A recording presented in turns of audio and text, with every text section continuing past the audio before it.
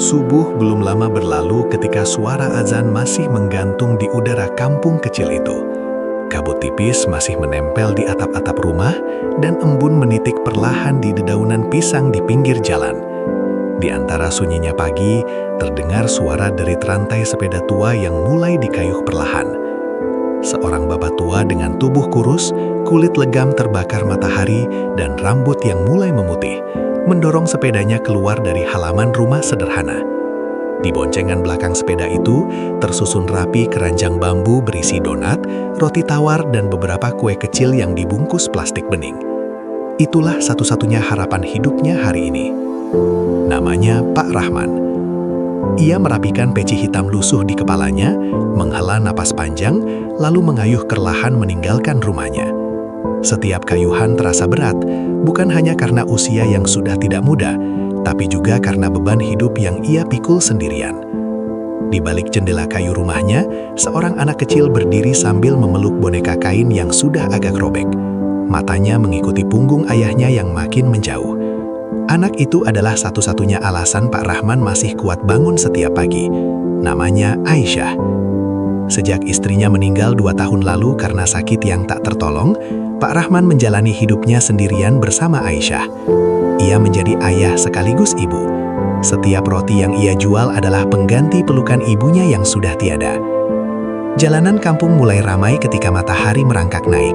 Anak-anak berangkat sekolah, ibu-ibu menyapu halaman, dan beberapa orang dewasa mulai duduk di warung kopi. Pak Rahman mengayuh sepedanya perlahan sambil berseru pelan. "Donat, roti tawar, masih hangat." Namun tidak semua orang menyambutnya dengan ramah. "Masih aja jualan pakai sepeda tua itu," celetuk seseorang dari warung kopi sambil tertawa kecil. "Kasihan juga sih, tapi ya begitu-begitu saja hidupnya," timpal yang lain. Pak Rahman mendengar semua itu, tapi ia hanya tersenyum tipis dan tetap mengayuh sepedanya. Ia tidak membalas, tidak juga menunduk. Ia sudah terlalu sering menerima hinaan, sampai hatinya belajar untuk diam dan sabar. Kadang rotinya laku habis sebelum zuhur, kadang pula masih tersisa banyak hingga sore. Hari ini, sejak pagi hingga matahari mulai meninggi, hanya beberapa bungkus roti yang terjual. Sisanya masih utuh di keranjang bambunya. Setiap berhenti di pinggir jalan, ia selalu menatap roti-rotinya dengan mata lelah. Dalam hatinya ia berbisik, "Ya Allah, hari ini bolehkah sedikit lebih banyak dari kemarin?" Waktu zuhur tiba, Pak Rahman mengarahkan sepedanya ke masjid kecil di ujung kampung.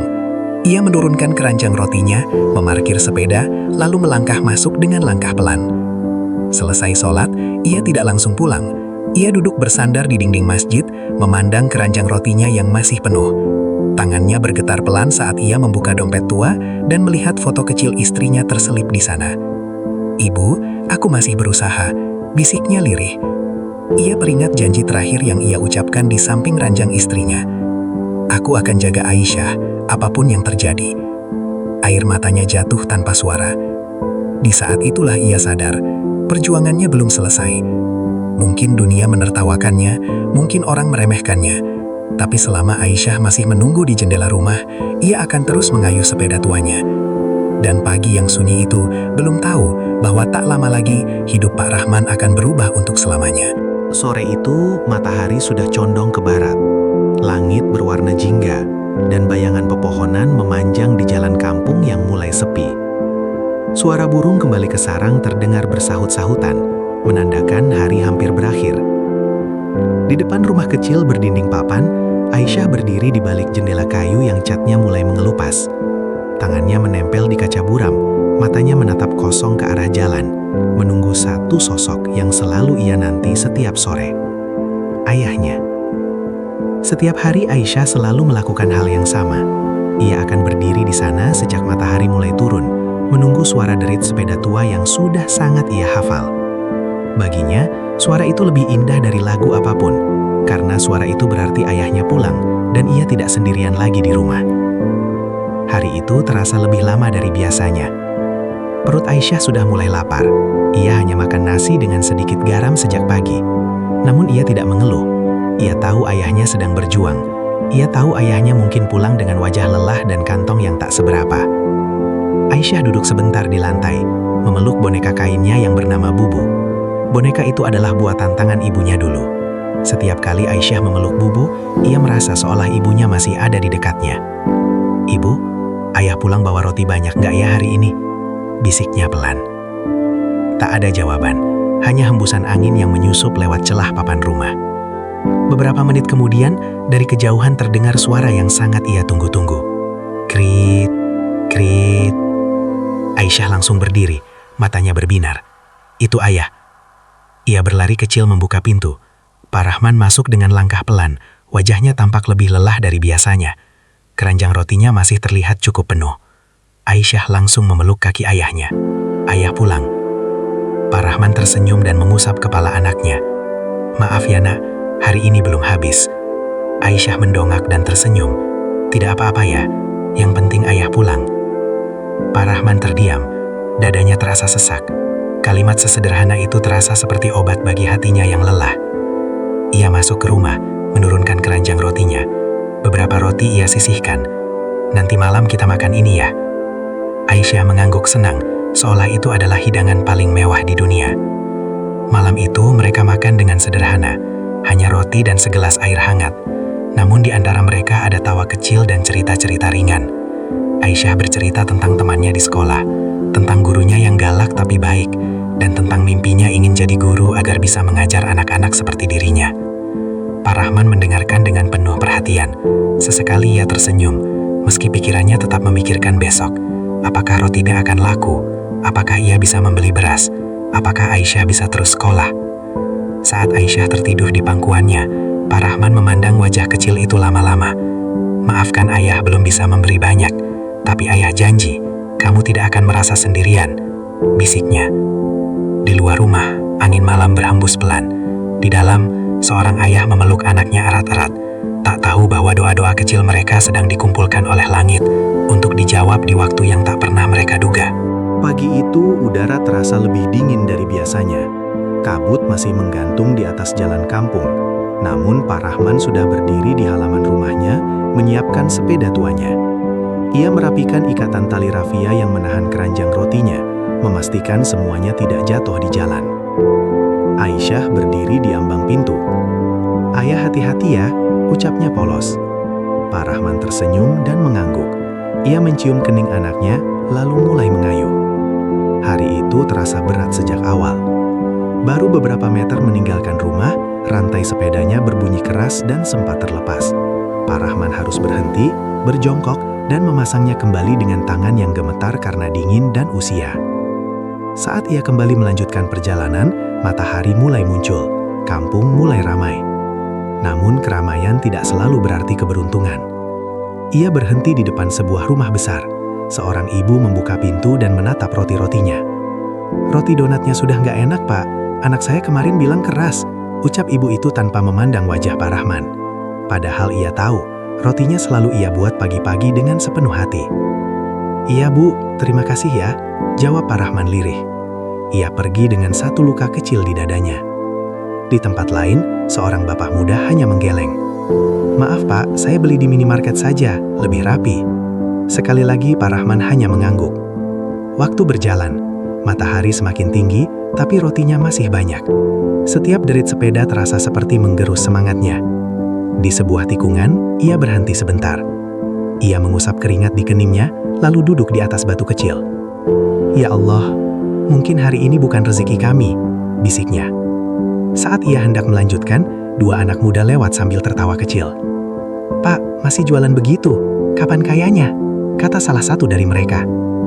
Yang lain menimpali, "Kasihan sih, tapi ya hidupnya cuma segitu."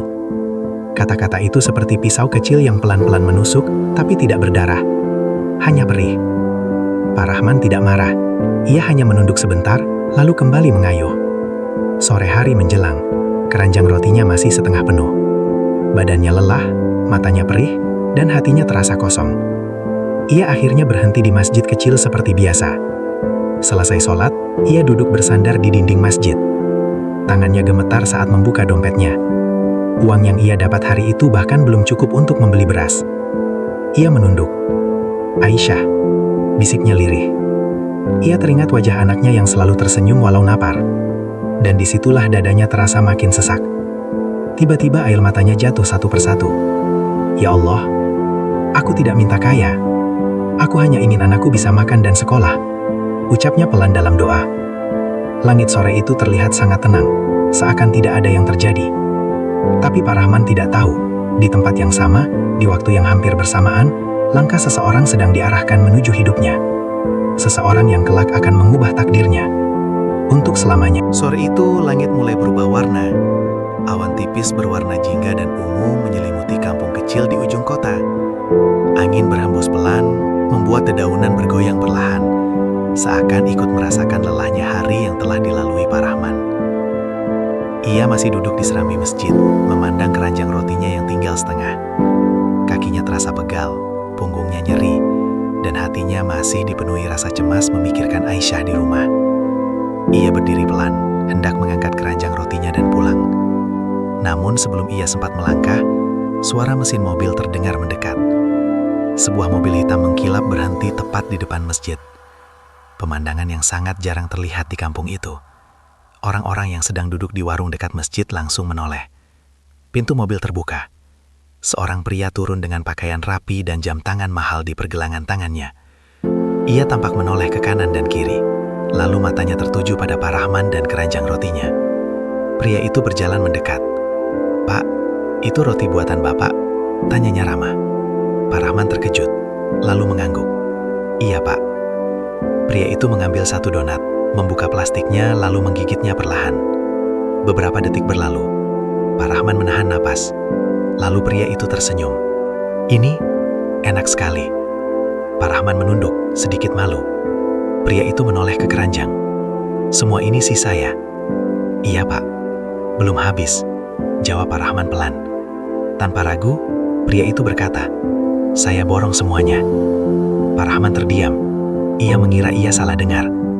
"Maaf, Pak. Saya borong semua roti Bapak, berapapun jumlahnya." Tangan Pak Rahman gemetar saat menghitung. Pria itu langsung membayar tanpa menawar. Uang itu terasa seperti mimpi di tangannya. Namun pria itu belum pergi. Ia menatap Pak Rahman dengan serius. "Pak, maukah Bapak bekerja sama dengan saya?" Pak Rahman menelan ludah. "Saya hanya pedagang sepeda, Pak." "Justru itu, roti Bapak punya rasa yang jarang saya temui. Saya punya usaha distribusi makanan. Saya ingin roti Bapak diproduksi lebih banyak dan dijual ke banyak tempat." Pak Rahman menunduk lama. Dadanya bergetar. "Apa saya mampu, Pak?"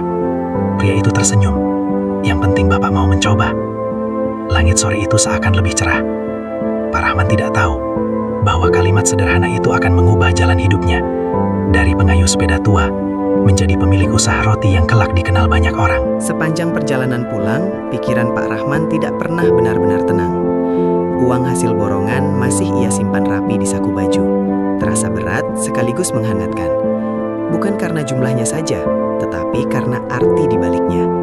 Untuk pertama kalinya setelah sekian lama, ia pulang tanpa perasaan takut akan besok pagi. Ketika sampai di rumah, Aisyah langsung berlari menyambutnya. "Ayah, hari ini pulang cepat?" tanyanya dengan mata berbinar. Pak Rahman tersenyum dan berlutut. "Hari ini Allah kasih ayah tamu baik, Nak." Ia menceritakan pertemuannya dengan pria bermobil hitam itu.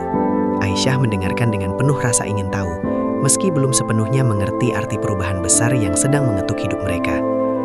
Malam itu Pak Rahman tidak bisa tidur. Ia memandangi atap rumah yang gelap, memikirkan satu kalimat yang terus terngiang. "Apa saya mampu?" Ia merasa takut. Takut gagal, takut mengecewakan, takut bermimpi terlalu tinggi. Keesokan paginya, pria bermobil hitam itu datang lagi. Kali ini ia memperkenalkan diri sebagai Pak Damar, seorang pemilik jaringan toko roti dan distribusi makanan ringan di kota. Ia mengajak Pak Rahman berbicara di teras rumah. "Saya ingin roti Bapak diproduksi rutin, bukan puluhan, tapi ratusan per hari," ucap Pak Damar. Pak Rahman terdiam. "Saya tidak punya alat, Pak. Tidak punya orang. Bahkan tempat saya hanya dapur kecil," katanya jujur. Pak Damar tersenyum. "Saya bantu alat, saya bantu pemasaran. Bapak fokus buat rasa. Rasa Bapak itu harta." Kalimat itu membuat mata Pak Rahman berkaca-kaca. Untuk pertama kalinya, ada orang yang tidak melihat sepedanya, tidak melihat rumahnya, tapi melihat hatinya dalam adonan roti. Hari itu mereka sepakat mencoba produksi kecil dulu. Pak Rahman mulai membuat roti bukan lagi hanya untuk dijajakan keliling, tapi untuk dikirim. Ia bekerja lebih keras, bangun lebih awal, dan tidur lebih malam. Aisyah ikut membantu membungkus plastik dengan tangan kecilnya. "Ini buat toko besar ya, tanyanya bangga. Pak Rahman mengangguk. "Insya Allah, nak." Beberapa hari kemudian, pesanan bertambah. Dari puluhan menjadi ratusan. Dapur kecil itu mulai terasa sempit. Tetangga yang dulu hanya menyapa seadanya, mulai memperhatikan. Namun di balik kesibukan itu, Pak Rahman masih menyimpan satu ketakutan besar. Apakah semua ini akan bertahan? Ia tidak tahu, tapi untuk pertama kalinya, ia berani berharap. Pagi itu, dapur kecil Pak Rahman terasa lebih panas dari biasanya. Bukan hanya karena api kompor yang menyala terus-menerus, tapi karena ruang sempit itu mulai dipenuhi aktivitas yang tak pernah berhenti.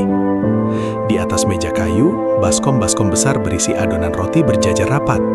Tepung berterbangan di udara, dan aroma mentega memenuhi ruangan. Pak Rahman berdiri di tengah dapur dengan wajah serius. Tangannya tak henti menguleni adonan. Di sudut ruangan, Aisyah membantu membungkus roti-roti yang sudah matang. Pesanan dari Pak Damar semakin hari semakin bertambah. Dari puluhan bungkus, kini menjadi ratusan. Bahkan beberapa toko mulai meminta tambahan stok, karena roti Pak Rahman selalu habis lebih dulu dibanding roti lain. Namun tubuh Pak Rahman mulai terasa kewalahan. Punggungnya sering nyeri, tangannya pegal, dan matanya perih karena kurang tidur. Tapi setiap kali ia ingin berhenti sejenak, ia teringat wajah Aisyah yang tersenyum bangga setiap melihat roti-rotinya masuk ke dalam kardus pengiriman.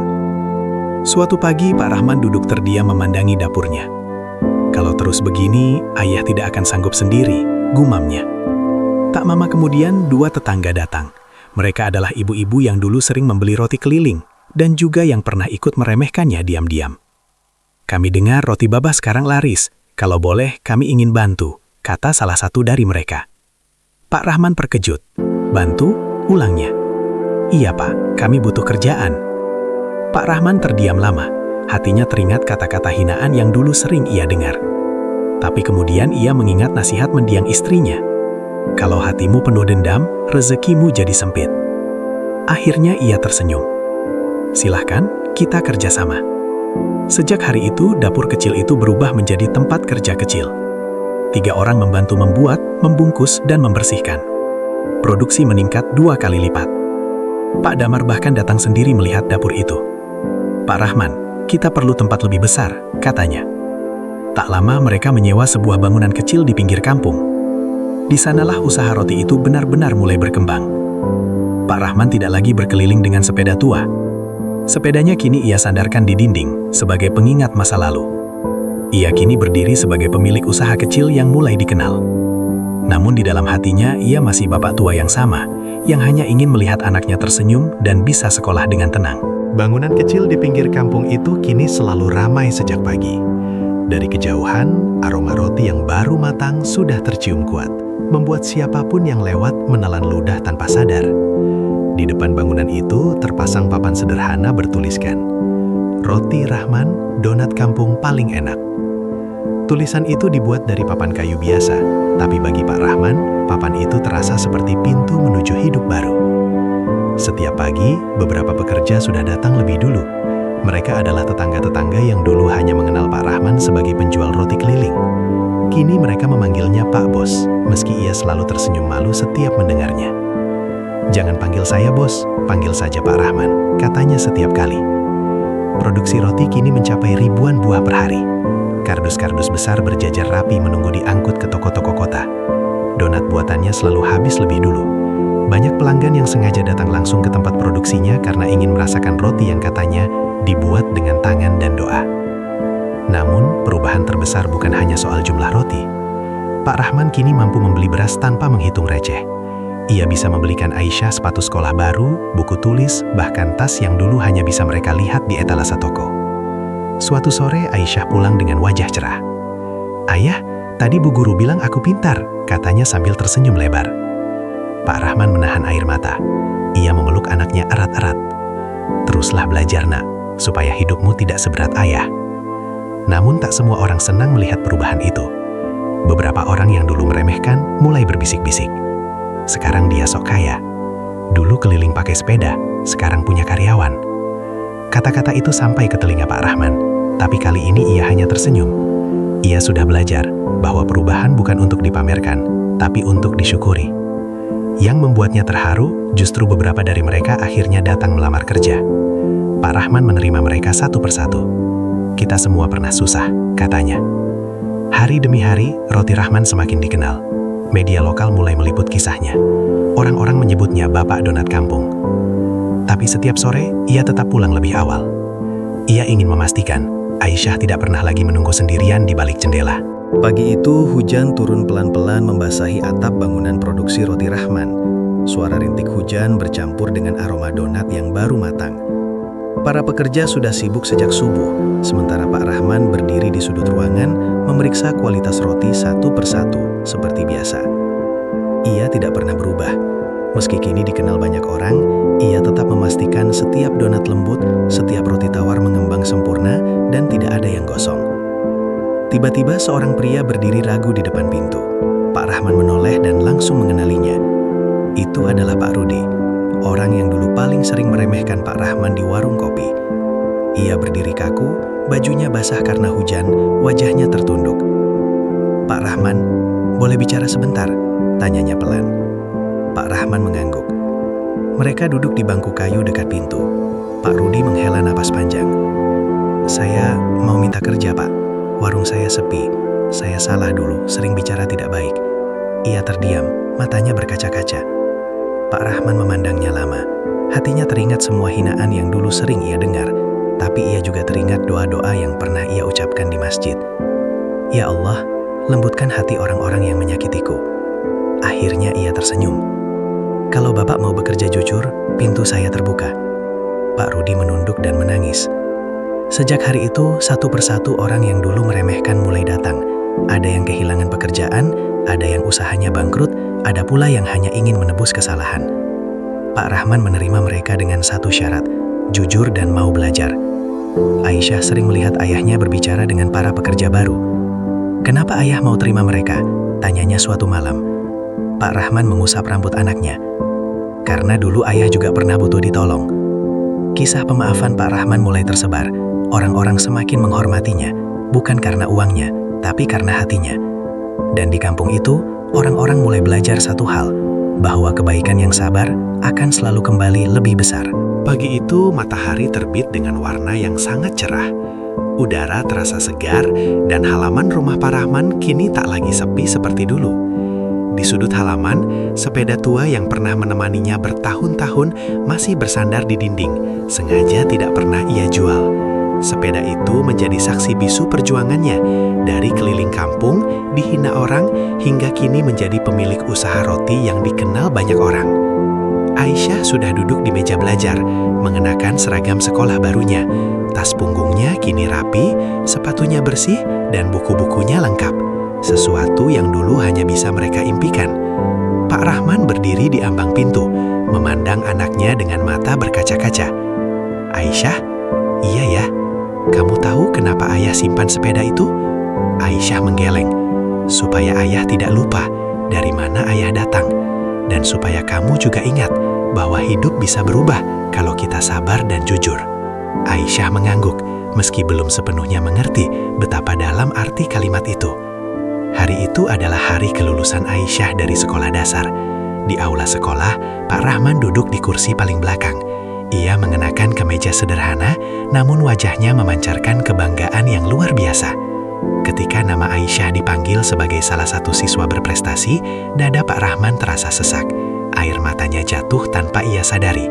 Ia teringat masa-masa ketika Aisyah hanya makan roti sisa dagangan, ketika ia duduk sendirian menunggu di balik jendela, ketika ia berdoa di masjid dengan tangan gemetar. Kini anak itu berdiri di depan, tersenyum cerah, menerima piagam dengan percaya diri. Sepulang dari sekolah, Pak Rahman mengajak Aisyah ke masjid kecil tempat dulu ia pernah menangis dalam doa. Mereka duduk di serambi. "Di sini, ayah dulu minta satu hal saja sama Allah," katanya pelan. "Apa itu ya?" "Agar kamu bisa hidup lebih baik." Aisyah memeluk ayahnya. "Terima kasih sudah tidak pernah menyerah ya." Di kejauhan, suara mesin truk pengangkut roti terdengar. Usaha Roti Rahman kini telah memiliki beberapa cabang kecil. Puluhan orang menggantungkan hidup dari roti yang dulu hanya dijajakan dengan sepeda tua. Namun Namun bagi Pak Rahman, keberhasilan itu bukan tentang banyaknya uang atau besar usaha. Itu tentang satu janji yang berhasil ia jaga, tentang seorang ayah yang menolak menyerah, dan tentang doa yang akhirnya dijawab tepat pada waktunya. Tamat.